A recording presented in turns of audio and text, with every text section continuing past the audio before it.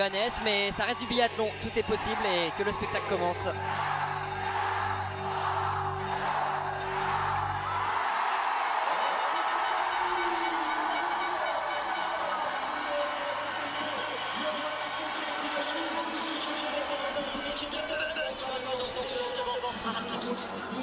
Il y a du bruit pour accompagner le départ de Johannes Beu. Il va y en avoir encore pour accompagner celui de Sturla Lægreid à l'instant. On le voit bien, des écarts qui sont quand même importants. C'est pour ça qu'on les met quand même comme favoris de cette course, tous les deux. Mais justement, un duel entre Norvégiens, un duel qui peut aussi les pousser à la faute. Derrière, une fois que Benedikt Doll va s'élancer, ça va être un petit peu plus compact. Il y aura encore de l'écart avant que Ponsiluoma s'élance et ensuite on lâchera les fauves. Et on lâchera également la clameur du public dans 15 secondes. Le premier tricolore, Fabien Claude avec son dossard 7, va s'élancer. Et là, ça va trembler. Et là, on va enchaîner. Par contre, ils sont presque 1 par seconde. Vous allez voir, on va avoir ces paquets, ces groupes. Voilà, ça part à plusieurs. Fabien, objectif revenir sur les tchèques. Et pourquoi pas pour Quentin d'essayer de rentrer dans les skis de Fabien.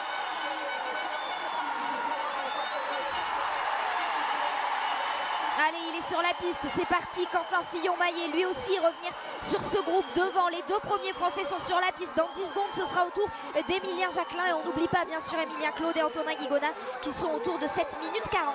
Oui, ça peut être des belles courses, notamment Emilien Claude. Alors que ça y est, c'est parti pour Mimile. Et c'est vrai qu'Emilien Claude, aujourd'hui, on aimerait le voir faire une folle remontée. Il en est capable. Antonin s'élance à son tour. Allez, c'est parti pour les Français. Ils sont tous sur la piste. Et on va la retrouver bien sûr rapidement cette piste parce qu'il y a des spécificités à vous donner aujourd'hui avec ce quart d'heure de retard. Ce quart d'heure de retard dû à une condition, à une portion sur la piste qui a été coupée. Justement, on y arrive. Alors c'est dommage, on ne va pas le voir, Johannes, mais c'était juste après en fait qu'on a raccourci cette piste. Vous voyez là, on est en haut de la grande montée, on redescend légèrement vers la gauche. On a un virage à droite et normalement on enchaîne sur une grande montée. Et là à la place on va tourner à gauche sur du plat pour éviter le virage qui était dangereux à la suite de la montée qui engendrait une descente. Alors pour l'instant la réalisation ne montre pas cette portion là mais se concentre sur ce premier intermédiaire qui nous permet de constater que Johannes Beu est bien parti, qui nous permet de constater que Johannes Beu a grappillé quelques secondes sur ses premiers adversaires, même s'il y a peu d'écart avec Sturla Lægreid. Le Norvégien Ponsiluoma, il était parti avec 52 secondes de retard. Il y en a quand même désormais davantage. Oui, Johannes est parti vite, c'est assez logique, hein. Le but pour lui, c'est d'essayer de prendre suffisamment d'avance pour se retrouver avec au moins une balle de marge sur Sturla, qui pour l'instant est à moins de 20 secondes. Je le rappelle sans cesse, mais cette anneau de pénalité qui fait 150 mètres vous fait perdre environ 23 secondes. Donc vous le voyez, en se rapprochant comme ça des 25 secondes d'avance, Johannes se donnera plus de marge, mais on voit pour l'instant ça tient hein, pour Sturla.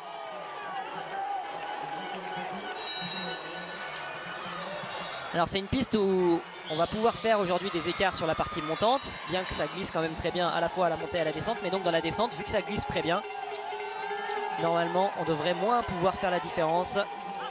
Et ça passe toujours à 19 secondes pour Sturla.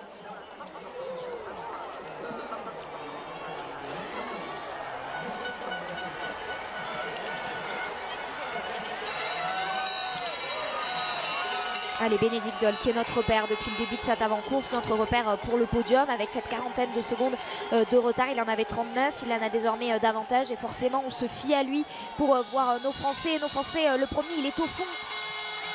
Regardez avec Quentin Fillon-Maillet et devant dans le groupe, dans ses combinaisons tricolores, bleu, blanc, rouge, il y en a beaucoup parce qu'il y a aussi celle des Tchèques. Regardez, on voit Fabien Claude. Ponsiluoma il skie bizarrement là, sur ce début de tour, je sais pas, il fait des choses un peu étrange au niveau de sa poussée. On a l'impression qu'il est dérangé par quelque chose. On verra si on remarque ce genre de choses un peu plus tard dans la course. Donc on l'a vu, oui, Fabien qui est passé à l'intérieur du groupe. Là c'est très bien, il bascule et comme malheureusement on pouvait un petit peu le prévoir, Quentin lui n'a pas réussi à raccrocher ce groupe. C'est normal, il y avait 8 secondes, ça fait quand même beaucoup à combler. Et Emilien par contre a l'air d'être très très bien parti. Il a repris 10 secondes à tout le monde, Emilien. Emilien Jacquelin désormais il a donc une poignée de secondes à peine sur Quentin Fillon-Maillet. Peut-être qu'il va faire l'effort dans la fin de ce tour pour s'installer sur le pas de tir avec son coéquipier Quentin Fillon-Maillet. Mais en attendant les Français, dans plus d'une minute, c'est Johannes Beu qui arrive le premier et qui va s'installer au tapis numéro 1 en l'absence de son coach de tir, hein, auquel on pense bien sûr aujourd'hui s'il nous regarde, Siegfried Mazet, qui malheureusement positif au Covid a dû rester à la maison. La partie qu'on a enlevée enlève presque 1 minute de course. On arrive donc avec un premier tour qui a duré 5 minutes 30 pour Johannes Bö.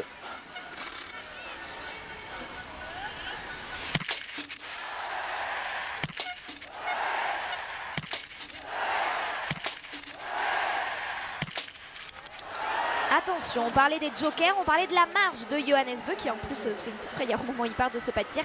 Il va devoir aller tourner et pourrait donc ressortir avec sur la light grid si la grid réalise le plein. Ouais, il y parvient et il va peut-être même ressortir avant que Johannes Bö termine son anneau de pénalité parce qu'il est en train de terminer le dernier tiers de cet anneau de pénalité. Johannes Bö, il va donc avoir du retard sur la light grid. Combien de secondes exactement? Une poignée, hein, vous l'aurez compris, c'est très faible, moins de 5 secondes. On voit au niveau des appuis, c'est pas facile. Hein. Johannes qui a failli partir en arrière comme ça, déséquilibré avec ses skis qui vont très vite sur cette neige ultra glissante. Mais ouais, dès le premier tir, ça y est, ce tour-là on a profité. Ils vont se retrouver ensemble certainement dans ce deuxième tour. Benedict Doll va partir à la faute. Allez, c'est le groupe de Ponzi Luoma et de Fabien qui pourrait, pourquoi pas, ressortir devant et se remettre sur le podium. Lapchine va ressortir troisième de ce pas de tir. Et c'est bien fait pour Fabien Claude qui lui aussi va pouvoir ressortir avec ce groupe. Lapchine, Christiansen, Krachmar, mais il y a eu des erreurs, notamment Ponzi Luoma. Ah, c'est bien fait pour Fabien qui s'est pas laissé déstabiliser alors qu'il était dans un gros groupe. Allez, Quentin met cette dernière balle, ça c'est super. On n'a pas la simulation pour Emilien Jacquelin pour l'instant, ou alors je l'ai raté. Non, on l'a pas vu et c'est assez étonnant. Alors on va peut-être pouvoir voir. Il est en train de tourner sur la note pénalité. Alors je sais pas ce qui s'est passé avec sa simulation, mais du coup on n'a pas vu son score. Il est en train de faire un tour. Vous l'avez vu, Quentin lui est ressorti 8e. Il y a eu un petit cafouillage au niveau de la simulation, vous l'avez vu, avec Fabien Claude qui s'est affiché à 2 reprises. C'était peut-être Emilien Jacquelin qu'on voulait montrer. En tout cas, Emilien, il vient de sortir avec a priori une seule erreur. Il est actuellement 15e. Oui, il aurait raté la première balle d'après ce qu'on nous fait remonter comme information. Donc pour l'instant, on a Fabien qui est 5e, mais quasiment dans les skis du 3e. Il est déjà virtuellement revenu sur ce podium, Fab. Ça, c'est très très bien. Juste derrière lui, il y a Krachmar et Benedict Doll. Quentin Fillon-Maillet, 10 secondes derrière environ, vient de ressortir en 7e position. On revoit les impacts des balles de manière un peu plus précise pour Sturla Laegred. Voilà, c'était un bon tir bien exécuté, pas de cordon, rien. Ça permet donc de ressortir en compagnie de Johannes, en tout cas devant Johannes de 2 secondes, mais sur l'intermédiaire, alors il est ressorti à 4 secondes d'avance et sur l'intermédiaire des 3,2, Johannes n'était plus qu'à 2 secondes, donc je pense que dès le suivant on va les retrouver ensemble. Il a failli tomber, mais ça c'est encore une fois dû à cette neige ultra difficile à skier. Et Johannes, vous voyez, il est quasiment dans les skis sur là, mais on sent qu'il est prudent au niveau de ses trajectoires. Il a l'air d'avoir du mal à skier au niveau de ses appuis. Vous le voyez sur les infos qui sont en train de s'afficher. Fabien Claude à 47 secondes de ce duo, mais donc Fabien Claude à 7 secondes à peine de ce podium. C'est vrai qu'on parle souvent des marques de ski. Alors toutes les marques de ski sont très performantes. Par contre, chaque marque de ski peut avoir des petites spécificités. Par exemple, on a certains skis qui sont très bons dans les conditions humides. On l'a vu hier avec certains skis qui fonctionnaient bien.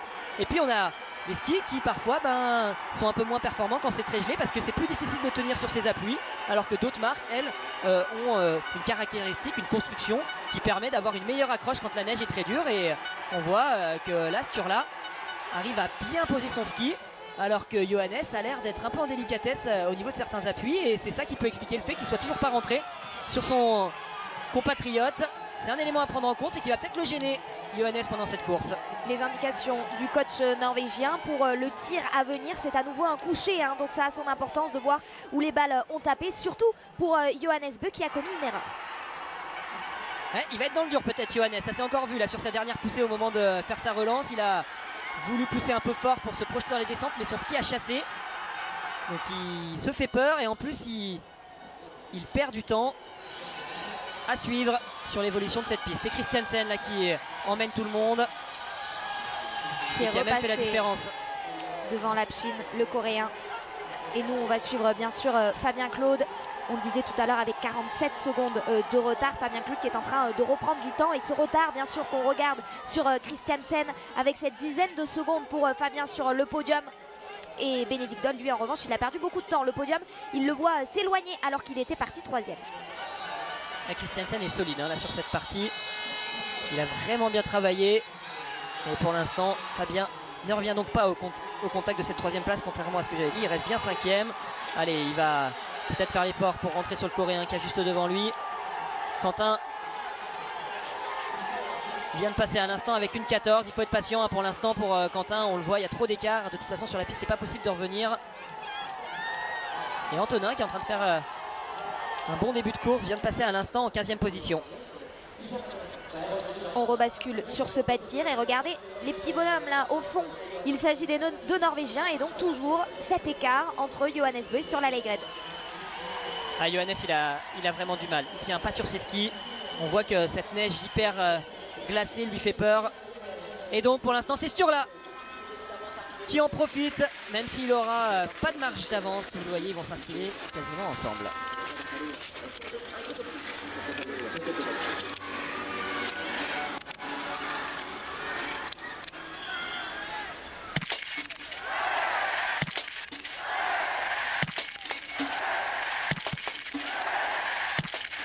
Il est fort sur la Legrid et il en rêve d'inverser la tendance, de passer premier et de laisser Johannes Bö en 2e position. C'est l'ordre qui va rester tel quel à la sortie de ce 2e tir et encore une difficulté à sortir de ce tapis. Ah, il y a des grandes chances qu'il galère tout le long. Regardez, sur chaque poussée il glisse. Sur chaque poussée il glisse. Johannes il peut quasiment rien faire. Il est sur des œufs. Il n'arrive pas à poser son ski. Et ça, c'est clair que ça va pas être à son avantage dans ce duel de très haut niveau face à Sturla.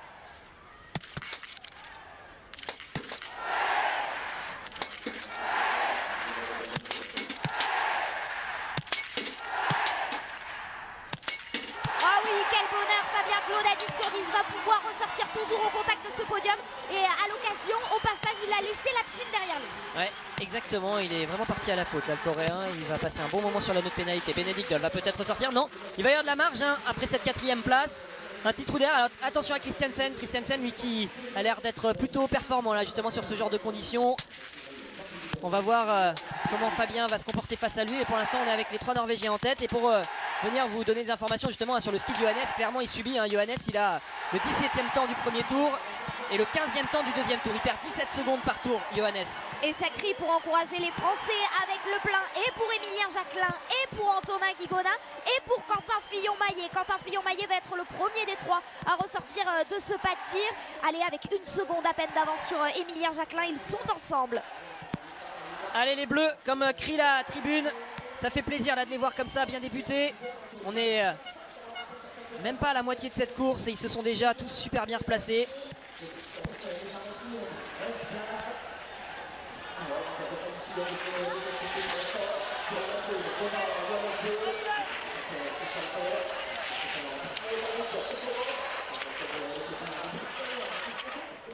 Alors qu'on revoit le tir de Sturla Legrid, toujours à 10 sur 10, hein, 10 sur 10 donc. Comme Christiansen, comme Fabien Claude, comme Artem Prima, également l'Ukrainien qui fait une belle remontée, là qui est ressorti 6e après le 2e tir.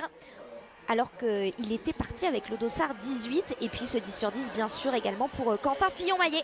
Toujours dans le coup et toujours surtout cet écart. Alors il y avait 6 secondes 5 d'avance pour Sturla Legrid sur Johannes Bö. Il y a toujours de l'avance.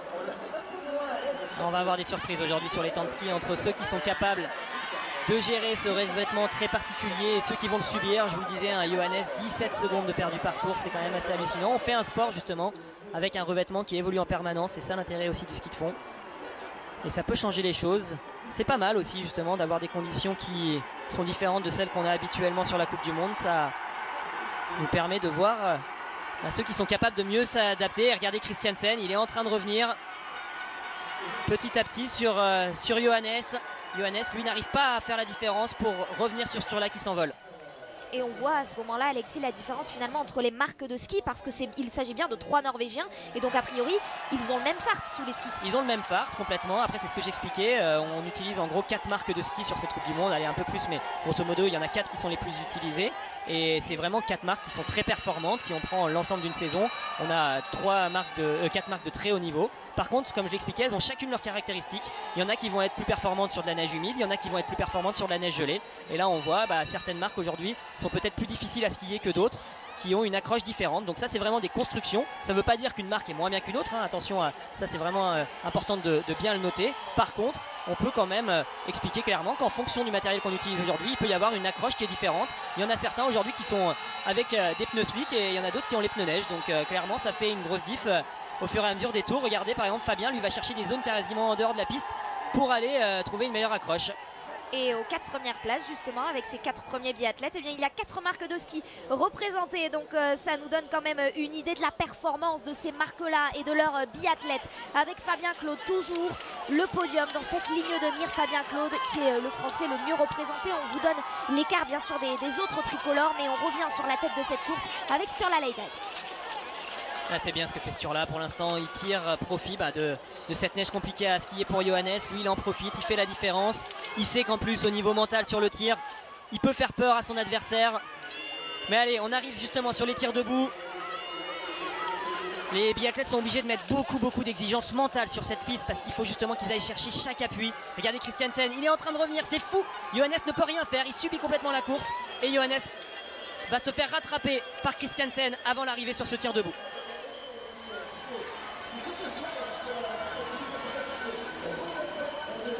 On a évoqué dans l'avant-course l'importance du pas de tir. Et l'importance de la gestion avant ce pas de tir. Et on voit également l'importance donc de ce qui s'est passé sur la piste. Avec ces 3 Norvégiens qui vont arriver quasiment dans les mêmes secondes. Sturla Leidal en tête.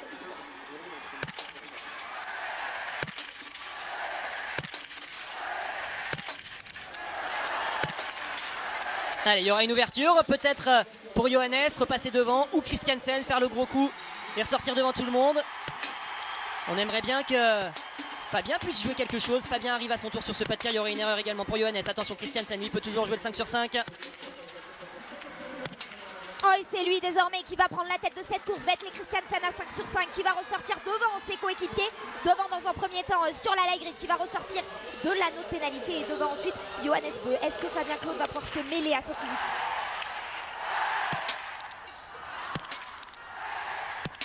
Allez, il y aura une balle ratée sur ce coup-là. Johannes va ressortir de l'anneau de pénalité avec un tour d'avance. Mais Johannes va encore une fois subir certainement sur ce tour. Fabien, faut rester concentré. Essayer de ressortir devant le groupe qui va arriver maintenant sur le pas de tir. Emmené par, il me semble, Antonin. C'est Antonin, ouais, qui arrive à faire la différence côté piste. Allez, il faut en profiter Antonin aujourd'hui.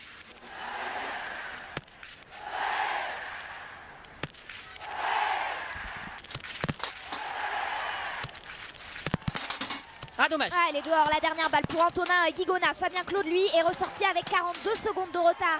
Cette 4e position pour Fabien Claude. Qui va ressortir? Eh bien, Artem Prima, dont on vous parlait tout à l'heure, Sébastien Samuelsson et surtout Quentin Fillon-Maillet. Quentin Fillon-Maillet qui se replace alors que Emilien Jacquelin a vécu un premier tir très difficile avec 3 erreurs. Ouais, il est complètement passé à côté. On voit qu'il repart à la tête basse là, malheureusement. Allez, Emilien, c'est dans ces moments-là qu'il faut que tu montres que tu as progressé, que tu retrouves une allure. Il y a encore des places importantes à aller chercher pour le classement général de la Coupe du Monde. Ça peut faire la différence entre une 15e et une 25e place. Antonin qui a eu du mal à... Emilien qui a eu du mal à se remettre dedans, mais ça y est, c'est reparti. Antonin donc vient de ressortir. Antonin, il a un coup à jouer là. Sur les skis, ça se voit, il va vite aujourd'hui. Je vais aller chercher un peu les temps autour, justement, dans ses premiers tours. Antonin, il a deux fois le 3e temps de ski. On va aller prendre sur les tours 2 et 3 pour voir ce que ça donne. C'est Christiansen pour l'instant qui a les meilleurs temps sur chaque tour. Antonin a le 3e temps de chaque tour, donc ça skie très vite pour les deux. Ils arrivent à faire de beaux écarts. On a un Fabien et un Emilien qui se comportent quand même très bien. Et donc si on fait un peu le point, on a toujours pour l'instant un triplé norvégien. Mais Fabien sera en embuscade pour jouer sur ce dernier tir. Alors qu'est-ce que ça donne sur cette piste? On la retrouve avec Vetle Christiansen. Il avait 2 secondes d'avance sur la Leidal. Est-ce qu'une nouvelle fois, grâce à sa technique, il va faire la différence sur cette piste si particulière, cette neige si particulière aujourd'hui? Ils pourront rien faire sur la piste face à lui. Ça c'est clair, regardez, ça se voit direct. Il a réussi à faire la différence, Christiansen. Sturla lui arrive à limiter la casse, mais par contre on le voit pour Johannes, ça commence à faire de gros écarts. Johannes sur le dernier intermédiaire, il passe à 32 secondes. Vraisemblablement, il ne jouera pas la victoire sur le dernier tir. Le dossard jaune, ça va peut-être bien se jouer entre ces deux gars-là. Deux gars solides, deux gars qui se connaissent bien. Christiansen qui peut être redoutable sur un dernier tir. Et par contre, s'il arrive à faire le plein, même si Sturla est sur un tir égal, je vois pas comment Sturla pourrait résister aujourd'hui face à Christiansen. Alors que Johannes Bö, après avoir remporté le sprint, 60e victoire de sa carrière, disait le sprint ici au Grand Bornand, c'est ma course préférée de l'année. Mais cette piste aujourd'hui, elle lui fait vivre un calvaire. Johannes Bö en grande difficulté sur la piste, qui perd encore du temps sur la light grid. On va pouvoir s'en rendre compte avec l'intermédiaire et ça fait les affaires bien sûr d'un Français, de Fabien Claude, qui est juste derrière Johannes Bö. En fonction du matériel, il y a des skieurs qui peuvent quasiment plus utiliser leurs jambes, donc on voit qu'ils font un transfert sur le haut du corps, ils utilisent beaucoup les épaules et ça forcément au bout d'un moment ça génère une énorme fatigue. Johannes choisit la même trajectoire que Fabien et on le voit, hein, Fabien il est là, il est à rien du tout, allez, il va être en embuscade pour faire peur à Johannes qui subit, c'est impressionnant à quel point il subit cette piste. Allez Fab. Allez, combien d'écart? Une quinzaine de secondes, ouais c'est ça, même pas 14 secondes 8 d'écart entre Johannes Bö et Fabien Claude. Fabien Claude qui est le meilleur représentant tricolore pour le moment sur cette piste, celui qui est le mieux placé. On voit la très belle remontée de la part de Sébastien Samuelsson avec son dossard 17. On voit également au loin Artem Prima dont on vous parle depuis tout à l'heure. Artem Prima à 15 sur 15 comme Vetle Christiansen et comme également Quentin Fillon-Maillet que l'on voit s'avancer. Là c'est Antonin Guigona, Quentin Fillon-Maillet il est plus au fond. Antonin, énorme course. Ouais, énorme course, après voilà, sans citer de marque, et on va quand même tirer l'attention sur le fait que Christiansen, Samuelsson, Antonin sont sur la même marque de ski. Une marque qui aujourd'hui certainement leur permet de skier un petit peu plus facilement que d'autres. Allez, on y est avec Christiansen sur ce dernier tir, il a fait la différence côté piste. Par contre il n'a pas assez de marge pour faire trop d'erreurs sur ce pas de tir. S'il veut aller chercher la gagne, il va falloir quand même en réussir au moins 4 sur ce pas de tir. Et peut-être même 5 en fonction du résultat de Samuelsson. De Samuelsson, de la Egrid, pardon. C'est la Egrid qui va arriver en deuxième position. Allez, ça commence pour Christiansen.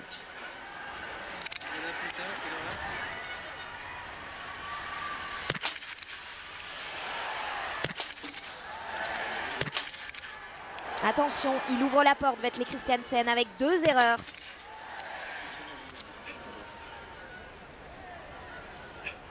Et il perd du temps. Il se met la pression, il est en train de trembler et sur la light grid va peut-être le faire trembler encore plus parce que ça enchaîne du côté de Sturla. Et il va ressortir en tête, incroyable, et il harangue la foule. Oh ça c'est une victoire, il le sait, sur la light grid va s'envoler vers cette première place. Génial ce qu'a fait Sturla. Et c'est là qu'on voit la difficulté du biathlon. Christiansen, il savait qu'il avait tout aujourd'hui pour aller gagner, qu'il était capable de faire la différence sur la piste et ça lui a mis la pression. Et il est parti à la faute. Allez, il y a la possibilité de remonter sur ce podium peut-être pour Fabien. Dans la solidité de Johannes Bö, il le sait, il a besoin d'un 5 sur 5 pour exister. Lui qui est en difficulté sur cette piste. Allez, parce que Christiansen va finir ses anneaux de pénalité. Dommage, sa dernière balle. Non, allez, il faut vite aller faire le tour. Elle est pas dedans. Allez, récupérer ses bâtons tout de suite pour Fabien Claude et pour bien exister quand même sur cette course. Alors que Vetle Christiansen, il en est où? Est-ce qu'il repart pour un tour? Non, il en a terminé avec ses anneaux de pénalité.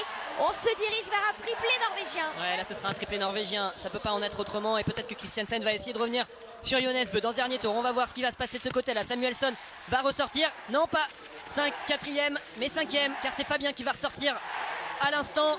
Voilà. Fabien Claude qui ressort donc 4e, premier français avec son 18 sur 20. Quentin Fillon-Maillet lui réussit l'incroyable performance d'un 20 sur 20 aujourd'hui, mais il ne pourra se contenter que de ce top 5. Très belle course quand même de nos deux Français qui ressortent 4e et 5e. Ça fait plaisir de les voir comme ça s'approcher de la cérémonie des fleurs. Alors il va y avoir un dernier tour à gérer pour Quentin face à Andersen, face à Samuelsson. On attend également la sortie de la note pénalité d'Antonin Guigona dans quelques instants. Il y a quand même un beau tir groupé des Français. Malheureusement c'est pour les deux Émiliens aujourd'hui que c'est un peu plus compliqué. On la voit, tiens, cette réussite dont on parlait tout à l'heure dans l'avant-course. Un petit bord effleuré sur le haut par Sturla, mais ça bascule quand même.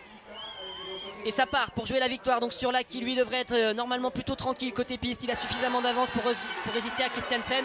Par contre on va peut-être avoir un match entre Johannes et Christiansen dans ce dernier tour. Et ce geste sur le pas de tir nous rappelle un certain Martin Fourcade. On a beaucoup comparé sur la light grid et Martin Fourcade, notamment sur ce tir debout. Regardez Christiansen, il est déjà là, c'est fou, il s'est mis la pression Christiansen. Il savait que sur la piste personne ne pouvait rien faire face à lui. Ça l'a fait trembler. Et là, il va vite se rendre compte que il va pouvoir dépasser Johannes dès qu'il va le décider. Temporiser un peu à la fin de cette grande montée et ensuite essayer de faire la différence. Et quand même, hein, on souligne également la très grosse performance derrière la carabine de Johannes Bö parce qu'il aurait pu craquer. Ça doit être quand même une situation extrêmement compliquée pour lui de voir qu'il avance pas, quoi. Enfin, qu'il doit faire des efforts en tout cas surhumains pour exister sur cette piste. Oui, il est sur des œufs, donc il fait ce qu'il peut. Et côté piste, par contre, regardez, ça se voit la différence entre Christiansen et Johannes. Johannes ne peut rien faire, Christiansen va passer sans rien faire en fait. C'est ça qui est triste pour lui, mais bon, après ça fait partie du jeu, c'est un choix de matériel, ça les biathlètes le savent, et voilà, la différence est faite dans un virage et non pas dans une montée. Ça fait vraiment partie de notre sport. On avait l'image parfaite là pour résumer un peu tout ce qu'on dit depuis le début de la course. Donc Christiansen va s'envoler petit à petit et Johannes ne pourra absolument rien faire, mais comme vous le dites Anne-Sophie, il est resté ultra solide sur ce dernier tir pour s'assurer le podium. Ça c'est bien joué, et c'est la même chose pour Quentin qui allait chercher le 5 sur 5 quand c'était important. C'est là qu'on voit que c'est quand même tous les deux grands champions, et la neige reviendra favorable pour eux prochainement. Et à ce moment-là, ils seront capables de faire la différence. Seulement 2 20 sur 20 aujourd'hui. On vous le dit à quel point c'est vraiment une performance exceptionnelle de réussir ce 20 sur 20 alors qu'on voit Johannes Bö. Qu'est-ce qui s'est passé? Peut-être même une chute, attention. Ah ouais, l'image de ce que vous expliquez Alexis depuis le début de cette course. Oui, c'est vraiment... je suis un peu presque gêné d'expliquer ça parce que je veux pas dire du mal d'une marque ou d'une autre, mais c'est la vérité aujourd'hui, ça saute aux yeux et ça fait partie complètement du résultat. On l'a eu à l'image, c'est comme ça, faut l'accepter aujourd'hui. Par contre, ça reste la marque qu'utilise Johannes, ça reste une des marques les plus performantes. Et clairement, hier sur des conditions humides, c'était eux les plus forts. Aujourd'hui, sur une neige gelée, c'est peut-être une marque qui est en difficulté, mais voilà, ça fait partie du jeu. Hier, les Suédoises ont fait la différence grâce à ça. Et aujourd'hui, Christiansen et Sturla ont fait la différence grâce à leur marque. La marque donc de Johannes Bö qui est également la marque de Quentin Fillon-Maillet. Fischer pour la cité, on voit donc que Quentin lui est en difficulté. Là on voit Sebastian Samuelsson sur Salomon et lui le vainqueur du jour il est sur Matthews. C'est ça, exactement. On a deux marques qui accrochent, je viens de citer Salomon et Matthews alors que c'est un peu plus difficile de l'autre côté. Mais en tout cas on va quand même saluer cette performance qui est à 19 sur 20 aujourd'hui sur la light grid. Bien sûr il est allé chercher côté piste mais aussi côté tir. Parmi le top 4, c'est lui qui a le mieux tiré. Oh, et quelle joie de la part de Sturla Laigrid, quel bonheur de voir ces images et ce public très fair-play d'Annecy le Grand Bornand qui vient fêter Sturla Laigrid, qui semble si heureux de venir chercher cette première victoire de la saison, 10e victoire en carrière et qui se pose une nouvelle fois comme un concurrent extrêmement sérieux pour ce classement général. Le triplé norvégien avec un ordre qu'on n'attendait pas. Vetle Christiansen vient chercher la 2e place et on le voit, il est loin devant Johannes Bö qui en termine enfin. Il est remonté de la 10e place pour cette belle 2e place et ce super triplé.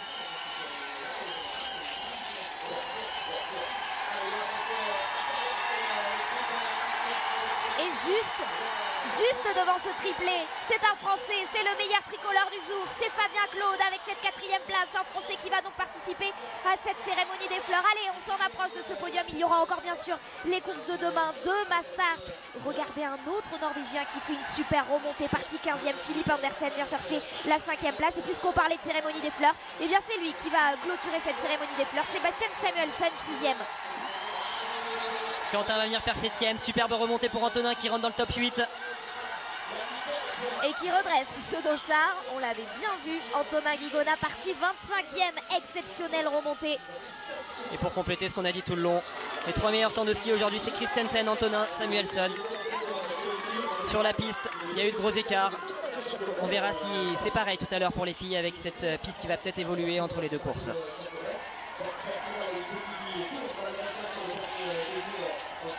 Belle performance pour Florent Claude, le frère d'Emilien et de Fabien qui vient de terminer 12e. Il fait une belle saison sur ce début d'hiver. Il est très régulièrement comme ça dans le top 15. Florent. Alors que le premier Allemand, c'est Roman Ries. On n'a pas vu Bénédicte Doll encore passer cette ligne d'arrivée. Il était ressorti 17e du 4e tir Bénédicte Doll. Et Tarjei Bø, parti 14e, qui vient chercher cette 15e place et qui voit donc de loin, tout comme Johannes Dahle, la performance quand même, ça va faire la fête dans le clan norvégien, à coup sûr, malgré l'absence de leur coach de tir. Le français Siegfried Mazet, c'est un triplé aujourd'hui. Et au 5e place, il y a même 4 Norvégiens. On a vraiment vécu une course très particulière, mais au final, les Norvégiens montrent que c'est eux les plus forts sur ce début de saison. Avec quand même un petit changement pour les points du classement général. Sturla Laigrid qui va reprendre quelques points. à Johannes avec une première place et Johannes une troisième place. Ça va faire une belle différence quand même au niveau des points attribués à chacun. Et il y avait 79 points d'avance pour Johannes Beu juste avant cette course. Vous le savez, une victoire, ça rapporte 90 points. Bien sûr, on reste ensemble de toute façon jusqu'à la course des filles. On va faire tous nos calculs. Et ça va nous amener jusqu'à cette course des filles et peut-être prendre les premiers enseignements, également écouter les biathlètes après cette course très particulière. 24e place aujourd'hui avec un 15/20 pour Émilien Claude. Émilien Jacquelin qui va franchir la ligne d'arrivée dans quelques instants. Ah, il va être déçu, c'est sûr.